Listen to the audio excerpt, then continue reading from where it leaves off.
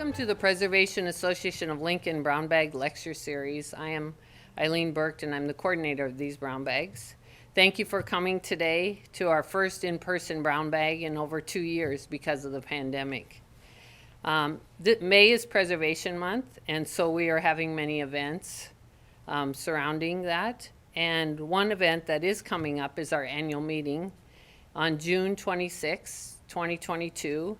We will present preservation awards, and we will also have a tour of the Sky Park. Our speaker today is Ed Zimmer. Ed is retired as the City of Lincoln Preservation Planner. He retired in 2020. Since retiring, Ed still welcomes opportunities to share with our community. He has finished the third and final volume of the Near South Walking Tour book, and with Jim McKee has produced the book on Lincoln Postcards, which is what he's going to talk about today. Ed is native to Omaha, Nebraska, and has an undergraduate degree from Lindenwood College and a PhD from Boston College, or Boston University. Please join me in welcoming Ed today.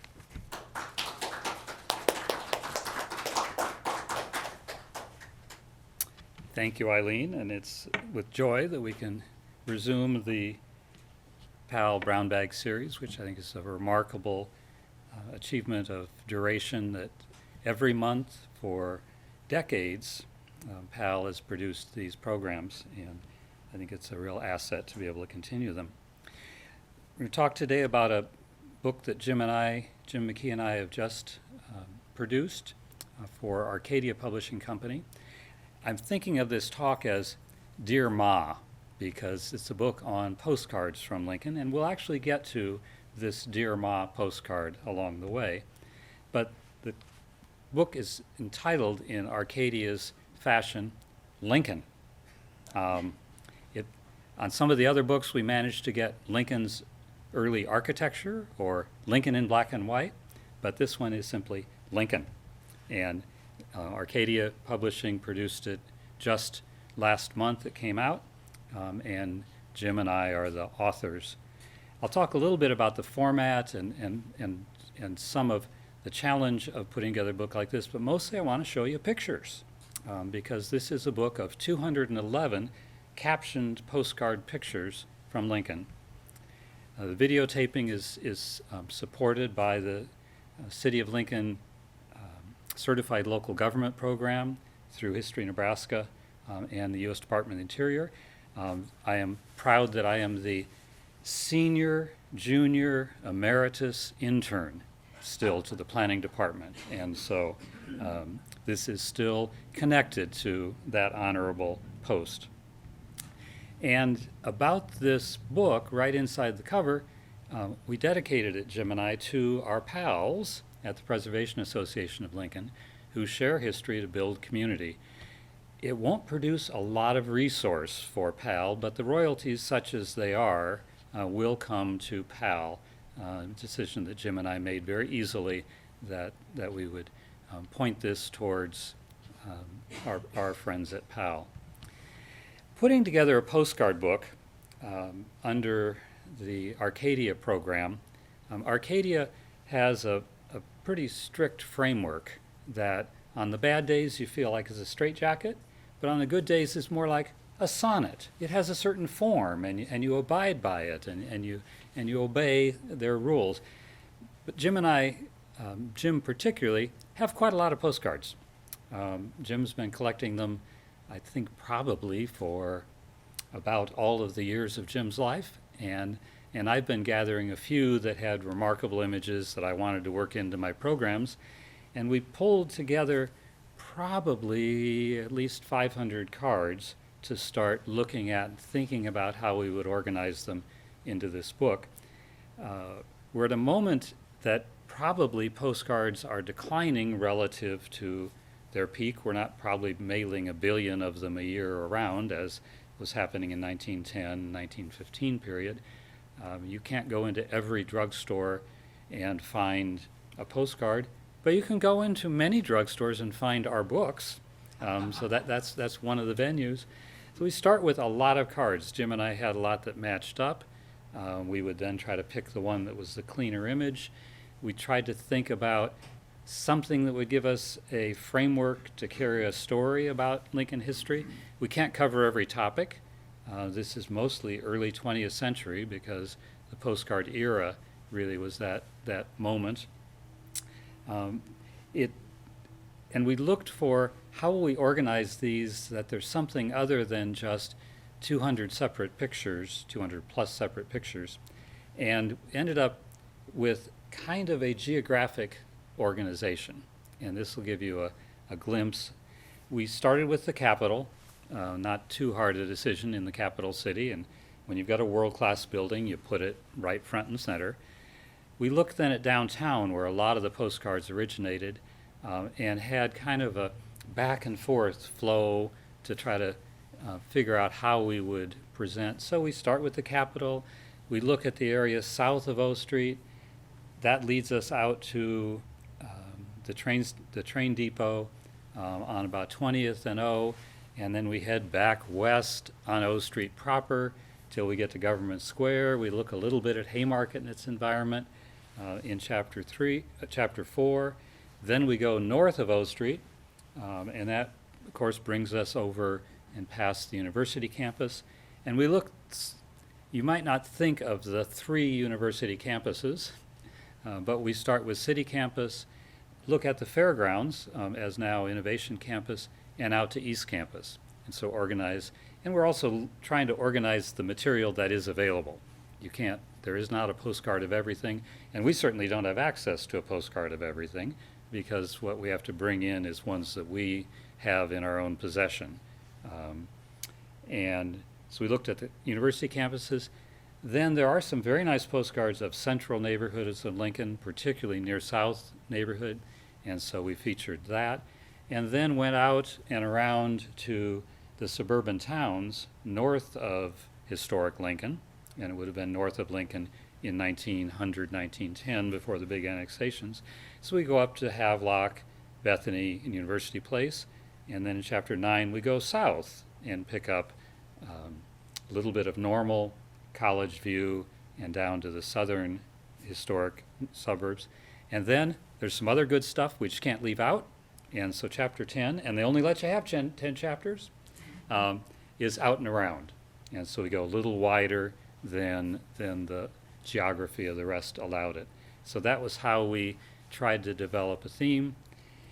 You're going to put 2 postcards on every page, pretty much, because postcards come mostly in horizontals, and it's a vertical format to the book. So you're going to place 2 postcards on one page and 2 facing it on the other page. That's okay, but if you can, you want to have them kind of having a conversation back and forth across the captions, and so you think about that as you organize them. But the chapter breaks have to occur on the right-hand page. So you have to finish a chapter on the left-hand page. And so you work through all of that nuance to try to get something coherent that hopefully a person can pick up and not read all the way through, unless you like doing the whole Louvre in one day. These aren't the Louvre, but 211 is a lot of images. There's also a defined length to the captions. You must be longer than this and no longer than that.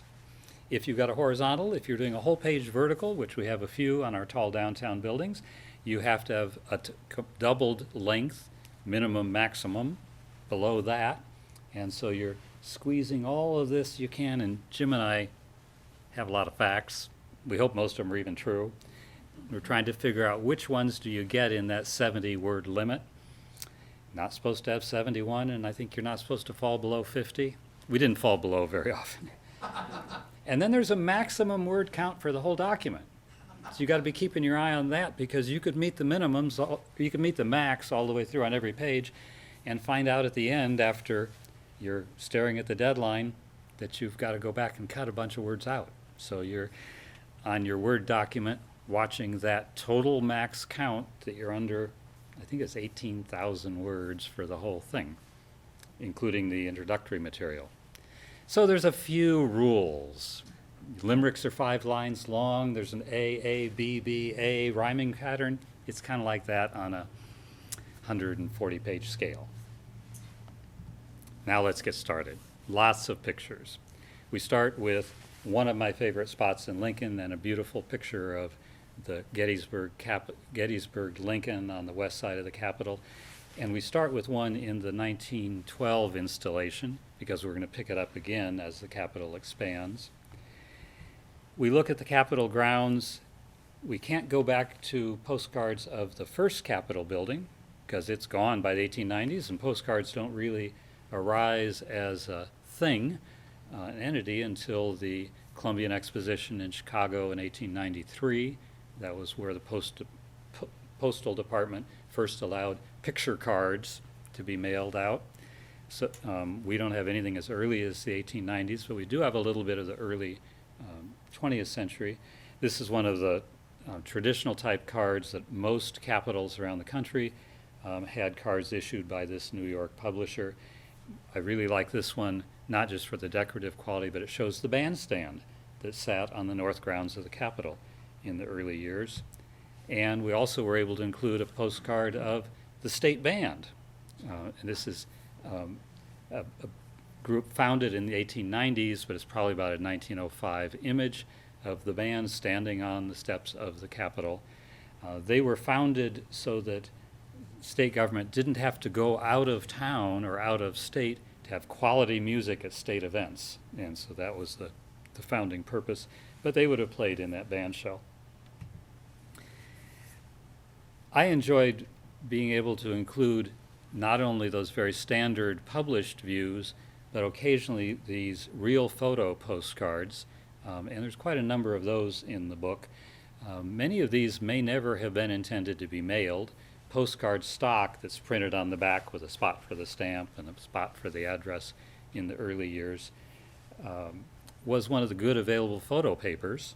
And so you might put your snapshots or your family photos, we're not quite in the snapshot era yet, on that postcard stock, and they may never have been mailed. This is a card of about 1914. This is on the south grounds of the Capitol. How could it be on the south grounds of the Capitol? What is that lily pond doing there? Well, there was one on the south grounds. I've never seen another image of it. Maybe they would exist. But this is Thekla Carlson looking pensively at the lily pond. She's a Swedish immigrant, young woman working as a domestic servant in a near-south residence. And a fellow named Gus Schelander, a professional photographer, was courting her and took a lot of pictures of this lovely young lady. Great pictures, great portraits as well. And they marry in 1915.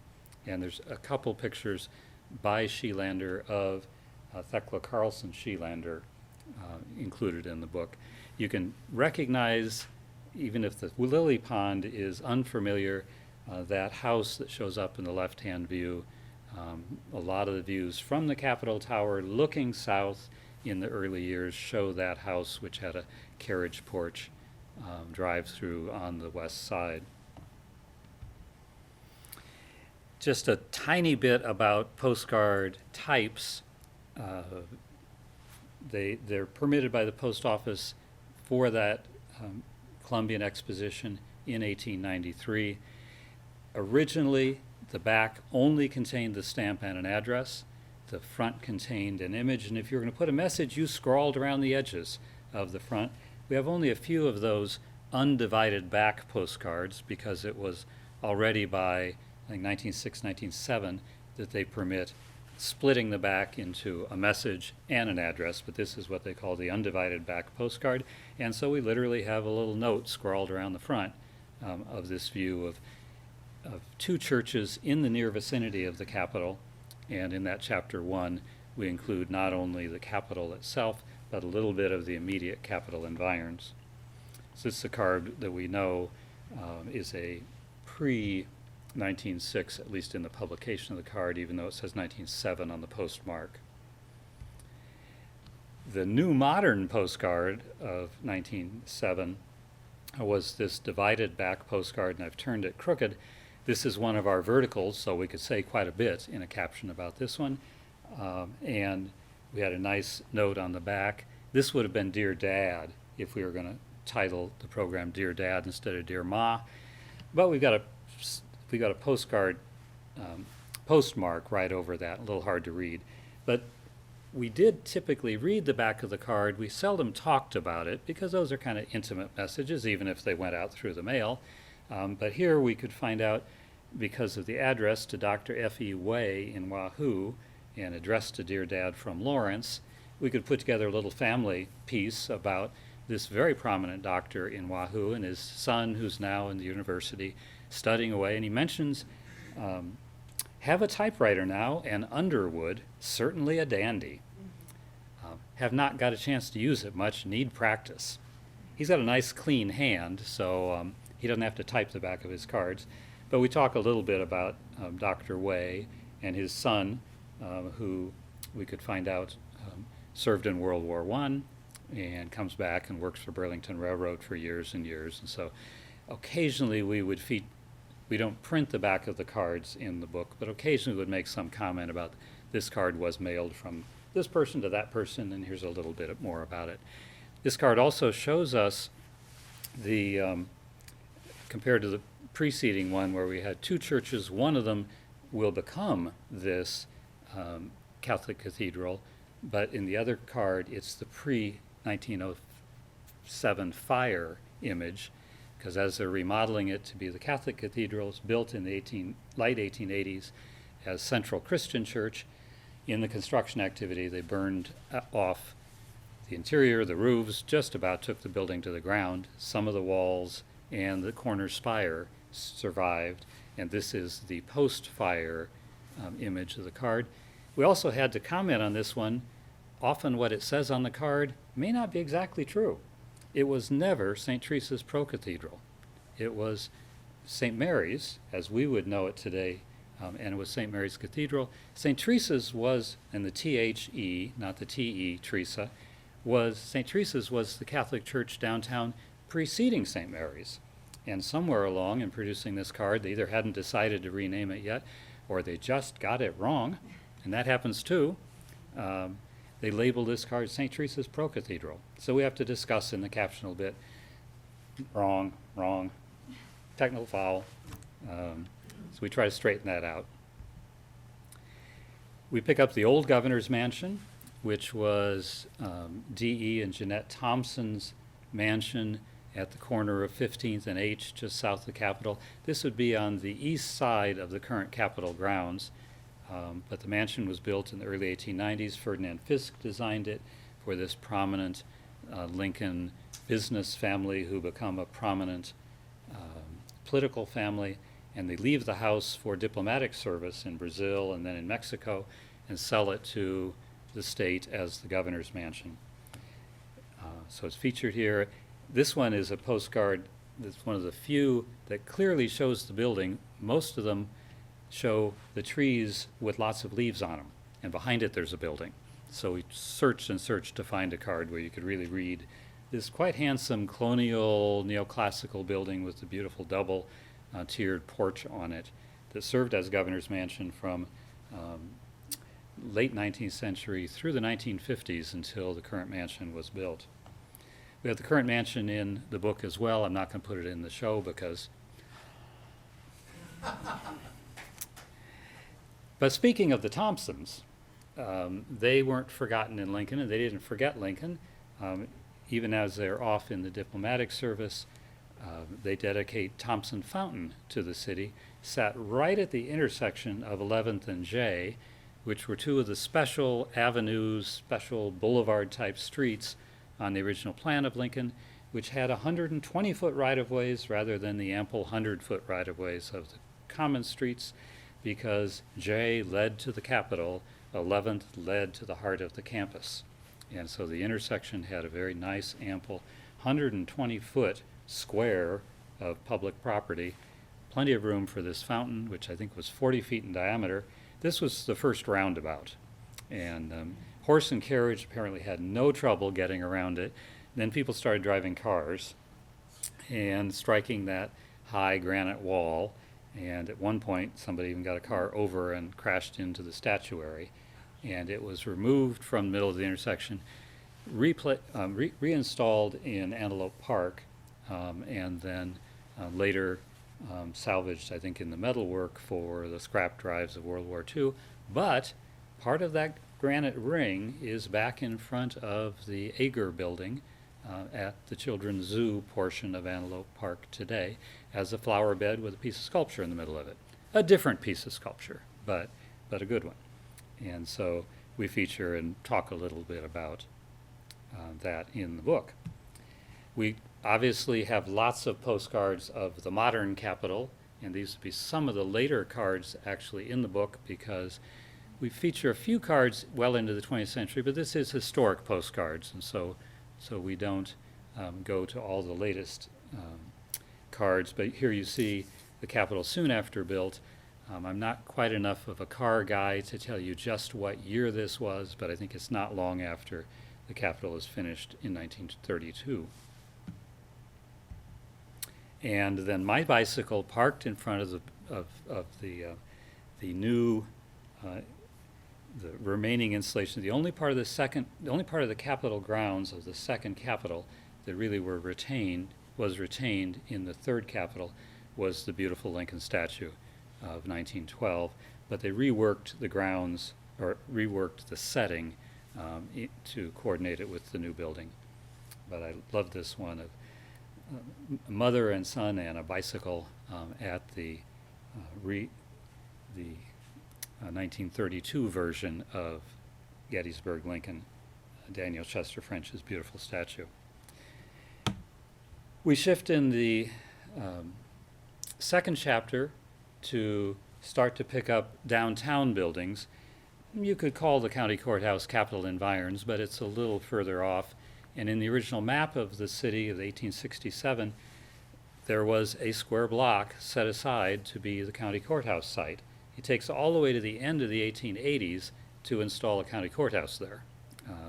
The county government operated basically in rented quarters mostly up until that time.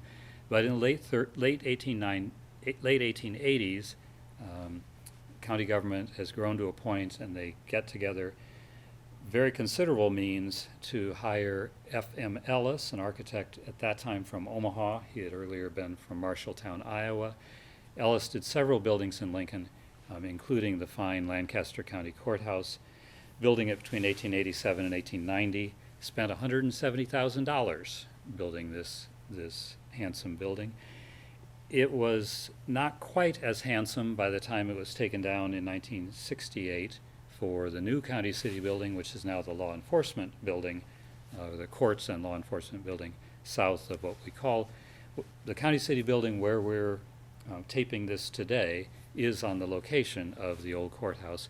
For a time in between, it was the parking lot north of the County City building until this one was built, and the one south of it became the court building. That's the old jail, in sort of looking like a jail, on the right-hand side of this image, sitting right at between 9th and 10th on K Street. We progress from the county courthouse eastward across the southern tier of downtown and stop to talk a little bit about St. Paul Methodist Episcopal Church, which was the name when it is built in 1901, replacing the burned down stone St. Paul of the 1880s that has stood on that site. The stone building had been designed by William Wilcox. You can hear when I say Wilcox, Willcox. That's how he spelled it. More often, if you search him in the newspaper, you take the double L out because they misspell his name. Wilcox designed the old St. Paul that burned down in 1899, and then the new St. Paul was designed by Ohio architects for the church. Looks a little unfamiliar, mostly familiar today, but it's got that tall spire on it. That came off about 1910. The McKinley bells installed in that tower at the time that the building was opened. I had often said the bells were installed later. The tower wasn't strong enough to hold the tower and the spire. Technical foul on me, I was wrong. The newspapers, as you look closely, they're having concerts with those bells by 1902, 1903, the bells that are still up there. But apparently this roof and spire configuration leaked so badly They tried for about a decade to patch it, and it didn't work. They finally said, forget that, and took it off. And that's how we got the stubby St. Paul belfry. But going up that belfry, this image, which I feature with the postcard of the exterior of the building, this would be a view taken up in the bell tower of St. Paul, looking northwest. Immediately on the right, in the lower right, we're looking over the roof of the Herpolsheimer department store building. That's the roof we're seeing there in that view. And then we're looking out across downtown and towards Haymarket and the Salt Creek floodplain. Here we see the old St. Paul Tower just to the south of the Herpolsheimer department store. Arguably Lincoln's earliest department store opened about 1890, designed by Artemus Roberts, the early Lincoln architect. They called it the Daylight Store because it had show windows on both the first floor curling around the corner and on the second story curling around the corner, and then that great crenellated tower at the corner. And they also lit this up with electricity. And so at night you'd go by and it was like daylight. And so this was Herpolsheimer's Daylight Store. There's now a tire store on this location, if you picture it, right across the alley north of St. Paul United Methodist today. Continuing eastward in our progression across the south tier of downtown, we go by the Lincoln Sanitarium, or Sulfo Saline Bathhouse, because they were pumping the salty water that sits below Lincoln into a 40 by 130 foot long plunge or swimming pool in this building. It was also a medical treatment building. It was built by two brothers, Dr. Everett, and they were succeeded by three physician sons. So it was the doctors Everett, followed by the even more doctors Everett, operating this until 1928. Sat on the corner, southeast corner of 14th and M, which would be one corner of the State Office Building site today. Handsome Ferdinand Fisk design. Another familiar postcard but unfamiliar image, perhaps, the Auditorium, Lincoln's earliest municipal auditorium, sitting on the southeast corner of 13th and M, built in 1900, and was designed by an architect from Bloomington, Illinois. J.E. Miller of Miller and Payne, the merchant, and J.C. Seacrest, the publisher, went on a tour together of recent auditorii built around the country, and they really liked the one in Bloomington, and they got back in touch with the rest of their committee in Lincoln, and they said, we want to hire this Paul Maratz to build an auditorium here like he built in Bloomington, and everybody said yes. And they built this on that corner, 13th and M, and this would be right across the street from the Cornhusker Hotel. It burned down in 1928. It had an arched roof of massive wooden trusses. They said it was strong enough you could have put a locomotive on top of those trusses, and it was a very popular venue until it was lost to fire in 1928. Big gap between that fire and Pershing being built in the 1950s that was partly filled in by a private auditorium called the City Auditorium, which is now, I think, Enterprise Car Rental on 10th Street. And there are a few remnants of that building that you can still recognize. Has a little bit of a fly loft feature on the south end right across the alley from Green Gateau. But it was that building which filled in. It was privately owned, but it was a dance hall and had performance space and kind of did some of that auditorium function from 1928 until the 1950s. This card I really liked because it was fun to figure out how this could be Burroughs Cafe at 1320 South 13th. That's the first floor, the storefront portion of the old Nebraska Telephone Building, which still sits there. Now Franny and Finch Bookstore, which is where Jim and I will sign books, signed this book tomorrow. It was in that space. Burroughs was a popular downtown cafe that, depending on what year you looked in the directory, had a different address. They were north of O for a time. Then they came and built this beautiful storefront and operated here from about 1915 to 1920, and then moved up around the corner onto the south side of O Street and had a beautiful storefront that shows up in the 1923 picture book of Lincoln with beautiful stained glass windows and lavish advertisement about Burroughs Cafe there. So you had to pick the time and the place, or your reservation might not be honored at Burroughs Cafe. In the brief period they were here, they advertised that their Thanksgiving dinner, one of your options was Wyoming elk. So you could go here and get your elk Thanksgiving dinner. But in what now would be the storefront story, and if you look in the very upper right hand edge of the card, you get a little egg and dart ornament there.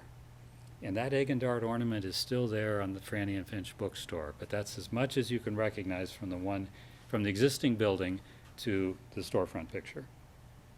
And then they conveniently give us the address at the bottom of the card. Also in that southern tier of downtown, a building we wouldn't recognize necessarily, but a name we might know, of Banker's Life, which becomes Emeritus. But they're a growing insurance company in the 1910 period. They talk about going into several floors of the just being built First National Bank of Lincoln at 10th and O, but the bank builds that for their own offices and other rental space. And then the insurance company decides they will either build 2 stories just to house themselves, and they publish this design by S.S. Beeman of Chicago, who had also designed Lincoln's first Christian church Science downtown. This stood at the southwest corner of 14th and N. Think about diagonally across from the Bennett Martin Library. That parking lot is where this building stood. But it didn't look like that, it looked like this. Because as they were finalizing plans, they realized they could rent out a couple floors, and they were growing themselves, and they built that design with 2 more stories on top of it. And that's how it sat until Banker's Life moved out to Cotner and O Street, and then founded a shopping center behind them as an investment property, Emeritus today and Gateway. And so kitty corner across from Banker's Life, we have the old Downtown City Library, built in 1902.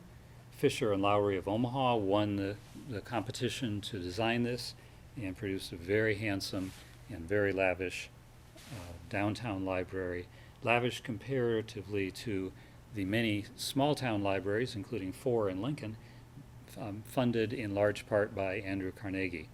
And here Lincoln persuaded, largely apparently in the party of Mrs. Mary Bryan, Mrs. William Jennings Bryan, got in touch with Carnegie and persuaded him to put $77,000 into this construction, where the small town libraries were often $5,000 to $10,000 grants. But a very handsome building, stood until Bennett Martin replaced it. Sliding a little further east, we have the Pershing block of old Lincoln, the original Lincoln High School site. On the right is an elementary school, McKinley, that operated on the site, and on the left was an administration building that filled up the block until that evolving, what we call Block 63 in the old plan, became in the 50s, after lots of fits and starts and bond issues that failed or bond issues that passed but were improperly written and didn't survive a court challenge, Pershing Auditorium was built on the site and is in the book with a reference that it may not enjoy it in the book because it may not be there too much longer on the site. And then we get all the way out and go into the next chapter to come back what we call O Street, the heart of downtown, from the Rock Island Depot on the east, and we're going to run all the way downtown then to Government Square and the Post Office Courthouse block. So moving west along O Street, we stopped briefly and looked north to the Capitol, up the wide expanse of South 15th Street that we would call Centennial Mall. Another Ferdinand Fisk building on the left. That building was 25 feet wide and 142 feet long, 5 stories high. So think Lead residence, but taller, but it's kind of that little book standing on end kind of building. Originally called Brace Block when it was built in 1890, and then most often known as the F&M or Farmers and Merchants building. It's on the side of the parking garage of Denny Federal Building, looking north to the Capitol. If we turned around from that earlier view and looked south, we don't look up towards the university and the continuation of Centennial Mall. We look at this little theater building, which sat right astride what we would think of as 15th Street right-of-way, but in the original plan of Lincoln, 15th Street didn't go any further than O, and there were several buildings across here and across P and Q up to R. Campus also didn't extend any further east than 12th. So these buildings weren't in the way of the Capitol to campus connection because that wasn't the connection yet. But this was a little building that was built for Kimball Brothers Monument Company and then remodeled by them as the Monument Company and the brothers started getting into theaters rather than granite. Some of them continued to operate the monument making, but this became a theater with apartments above, what were called Capitol View Flats. The theaters were the Bijou originally, then the Orpheum, then the Majestic, then the Rialto, then the Varsity. And many of these names were used at other theaters downtown. So again, kind of time and place. If you had tickets, you wanted to make sure you're going to the right place at the right time in history of that location. But a handsome building that sat on that north view from the Capitol. 13th and O, this view, which not only gives us the date of August 12th, 1908, but the hour, 11:30 a.m. But it doesn't explain why. But if you check the newspapers, August 12, 1908 was Notification Day. That's when William Jennings Bryan was officially notified that he had again been nominated by the Democratic Party for their candidate for President of the United States. Third time in his career. There was a parade from the Lincoln Hotel on the site of what's now the Graduate up to the Capitol, and this is some of the crowd milling around right about or just to the left of the streetcar. That white spot is a banner with Bryan's face on it, part of this parade event up to the Capitol. What we're looking at is the Miller and Payne buildings in their early version at 13th and O, and here's the postcard view we use of the Miller and Payne starting to fill in. The additional buildings will be built west for Miller and Payne and for Ben Simon, but this is their corner building and the grand ones bracketing it. So we associate those on those matching pages. Among our few verticals moving west on O, we put side by side on facing pages the old Burr block at 12th and O, 1887 construction designed by James Tyler for the brothers Burr, L.C. and C.C. Burr. And in the earliest views, they called it Burr's block with an apostrophe following the S because it was the two Burr's brothers. And then we usually just call it Burr block until Security Mutual buys it in 1906. And they have what had been Lincoln's tallest skyscraper, but in 1910, First National Bank at 10th and O builds a 10-story building, or an 8-story building, and so they've supplanted this, and Security Mutual hires Burlinghoff and Davis to remodel and rebuild in 10 stories, and they do the most complicated ship in a bottle on the south half of the building and push a new frame up through the old stone walls up to 10 stories high, and the published versions are they did exactly the same on the north, and we have photos of the north torn down to the ground because I think they learned their lesson on the south half. and they started over on the north half using the old stone, so it matches beautifully top to bottom, but this is in part a relic of the Burr block, completely transformed in 1915 into Security Mutual, which we would now call Centerstone.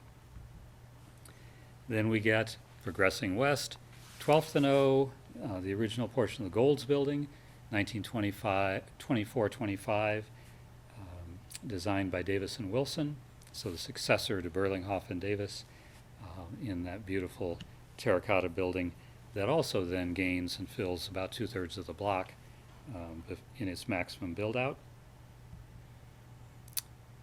And obviously, I'm not giving you all 211 pictures. I've cut this down to a mere 90 or so. So lots of important buildings skipped over, but we get to the terminal building, 1916 at 10th and O, designed by Paul V. Highland of Chicago. For traction company was both the streetcar company, and then for the streetcars were generating electricity and selling it to commercial and domestic customers, and that's why it's the light, heat, and power building. But it was also the terminus of the streetcar system, and that's why it's called the terminal building. It still is today, and it's under rehab today with commercial below and residential above. And then to finish that walk westward on O, we look back at some of those buildings that we feature, and we also get a glimpse of Government Square with the old post office courthouse, the old federal building of the 1870s, labeled City Hall, because it's now been transformed, because at the far left edge of the picture we see the beginnings of the new post office courthouse. The old one we would call Old City Hall, the new one we would call the old federal building or Grand Manse. So we look at that block to finish the march west on O, the little bit of park space that remains as we start building the new post office courthouse on the north half of the block. We're able to feature a couple of what I am certain were John Johnson photographs, the photographer I featured in the Lincoln in Black and White book, who was African-American janitor in the post office courthouse, but also documented many of the activities of his workspace and of the whole community. So we're looking across the park portion of the block on a very snowy day. At the center of the building would be the Journal-Star building, not the one you would have recognized until it became the foundation hole of the next construction on that block, as it is today at 9th and O. We build the new post office courthouse in the book in the 3 stages: 1905 upper right, 1415 in the center, and then finishing the west end of the building in 1939, so that uniform front across the P Street frontage really was built in 3 distinct phases, but in the same beautiful granite material and much of the detailing. Subtle differences you can read if you go and have the postcard book with you to pick out which part's built which year. Then we're going to look across 9th Street to what we think of as sort of the Haymarket area, where Lincoln Hotel was built in 1890, a $400,000 200-room hotel. And this was the Grand Dame of Lincoln Hotels, designed by Mendelssohn Fisher Lowry of Omaha. And then the south wing was added to it, that portion that stands on the left, in 1907, designed by Fisk and Dieman, and it was another $300,000 worth of work at that time. This stood until 1972, when it was demolished for the Lincoln Hilton, which became the Ramada, which became the Holiday Inn, and is today the Graduate. So still a hotel on the location, obviously not in this building. And then we get into kind of Haymarket proper, with first a look back and forth across the viaduct.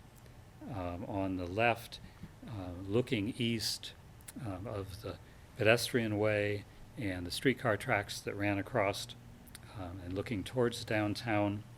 And on the bottom, a major flood in 1908, and so we're looking west where the viaduct dips down into the floodwater because the floodplain of Salt Creek is that near, and some of the buildings that were adjacent to the overpass, the viaduct on the left, including one with an interesting second-story kind of bridge walkway from the second story of the building over to the level of the viaduct.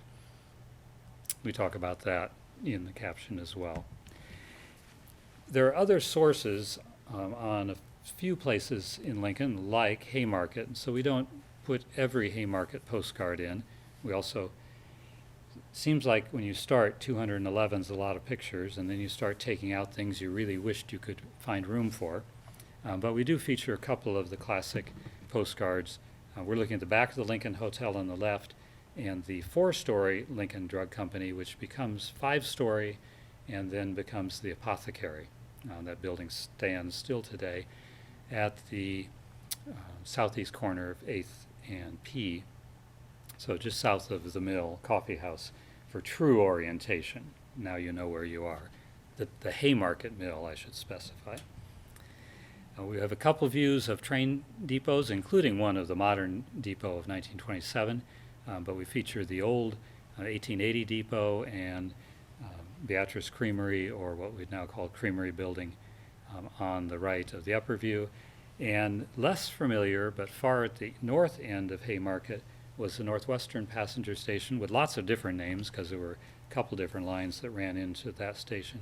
But a very handsome building that sat about where the overpass of I-180 coming into downtown and the immigration building, that was about where that depot sat until the highway came in.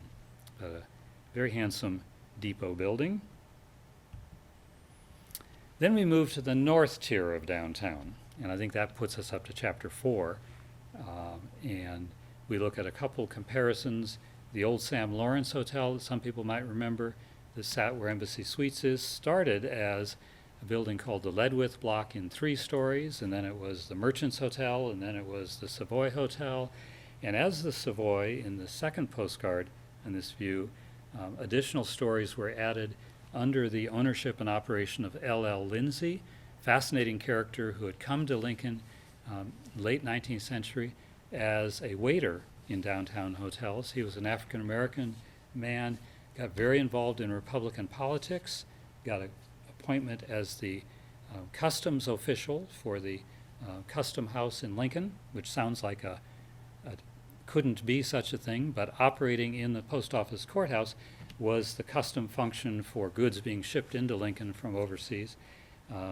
He then becomes the hotel operator and adds the upper floors. And the postcard on the right, in fact, was sent by Lindsay to a potential customer saying, this is a good place to stop when you're in town. And so we had Lindsay's own card. Across the street from the Embassy Suites today, you might recognize this building, built in 1912, designed by Burlinghoff and Davis as Lincoln Commercial Club. That was the predecessor to Chamber of Commerce and was built in that grand fashion. A few years ago, you wouldn't maybe recognize this because it had lost its cornice, lost its balcony, the windows are bricked up, and today it looks much more like itself again as part of the restaurant on the first floor, dining room space on the upper floors, now a reception space for the Kindler Hotel, to which it is attached and operates in cooperation. And they put back on a simplified version of the cornice so the building doesn't feel scalped anymore. And I think it is a nice rescue of a very beautiful downtown building. Can't rescue this one because it's all gone, but at the corner of 13th and P, northwest corner, was the old Elks Club of, I think, 1907, designed by Tyler and Brandt. Flanking the entrance facing 13th Street are elk heads on either side of the door. But this is where there was then a 2-screen theater, and now that theater building's been converted, I think, into a law office and Fly workout space, or Fly Fitness.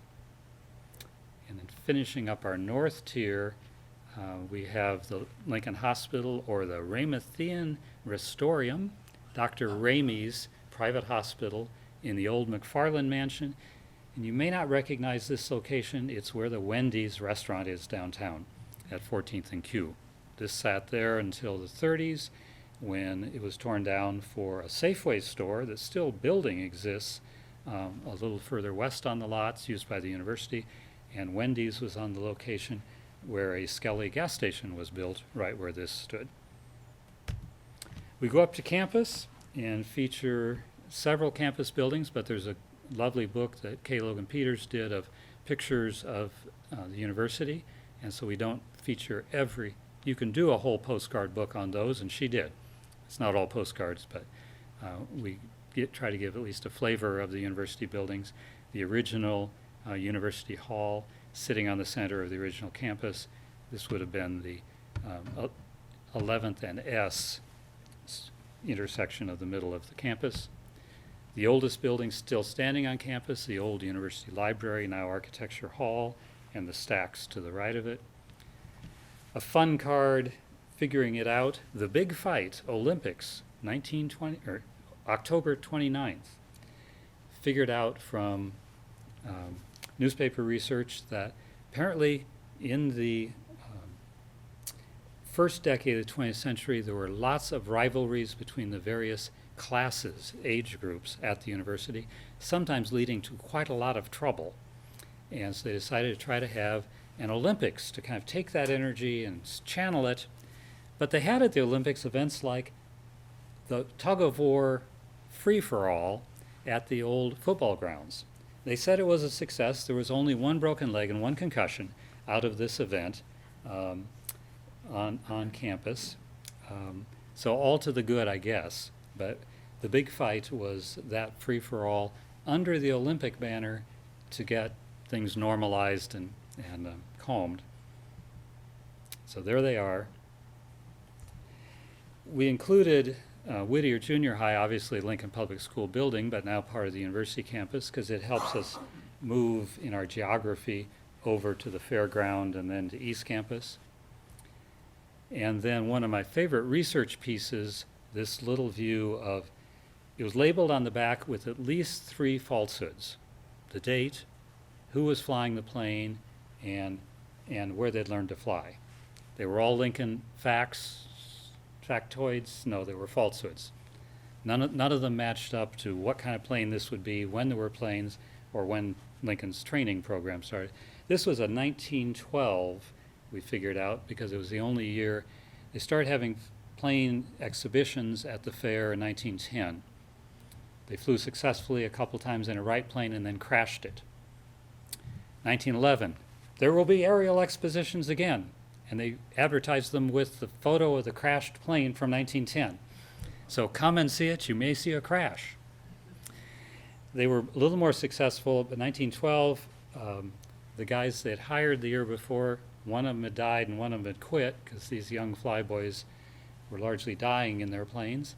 And this was a French design monoplane, which is how we could identify what it was. That was the year it flew. It had one crash, but a crash landing. They took the pieces back to the fairground in an auto, put them back together, and flew it again the next day. So, but this was the 1912 plane, up close. Then we go over to some more fair events and feature the beautiful Coliseum, which was funded halfway. So they decided they would build exactly the building they wanted, half of it, and it was the indoor Coliseum at the fair for many years. They hoped they would get the second half of the funding and build the second half. Never did. But this was a George Berlinghoff design in 1909. They built it for half of the $115,000 that they would have taken for the whole building. And then we touched lightly on East Campus as well, because there are lots of wonderful postcards, but again, Kay Logan Peters has covered that topic very well. We shift into the near neighborhoods and begin with the Country Club, not on South 27th, but when the Country Club was on 7th and Washington. And this was the porch of what had been Governor Butler's big mansion, looking very much like the Kennard House, but it was the Country Club clubhouse, and they built big, beautiful porch on it and this is a view across that porch. We sweep by St. Elizabeth, moving south, or moving east on South Street. St. Elizabeth founded in 1889, and the hospital first wing being built in 1901, designed by Taylor and Son. And then here's where Dear Ma came from. And I found this card without an address telling us where it was while I was writing the third tour book for Near South, and realized that's in volume 3. Now there are sections of Near South identified in my head by the volume number. Now, this is down on South 26th Street, 1745, and it's a card that says, Dear Ma, a little bit of family discussion, then he says, here's one of the houses we've been building. And we know it's by Voice Robinson, sending it to his mother in Tacoma, and we could figure out who he was, and they were by the address. And this house still stands very recognizable on South 26th.